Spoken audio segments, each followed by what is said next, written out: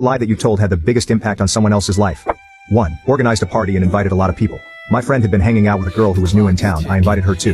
He was, and still is, short, chubby, hairy, rarely the smartest in the room, but an unimaginably kind and nice human being. She was pretty and hanging out in a group where guys heavily outnumber girls. I thought she was using him because he had a car, just to drive her around. That day he asked me if I thought he had a chance if he made a move on her. Smelling the defeat already, I told him absolutely do.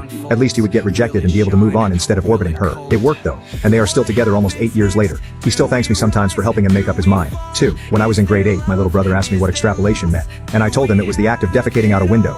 And that in the olden days, it was standard practice for pilots as there were no facilities on wooden planes. Didn't think anything of it, until years later he came home furious. He was in high school math class and the question came up. So he raised his hand and proudly answered to the confusion of his peers. Whenever he got up to use the washroom for the rest of the year, people would tell him not to extrapolate. 3.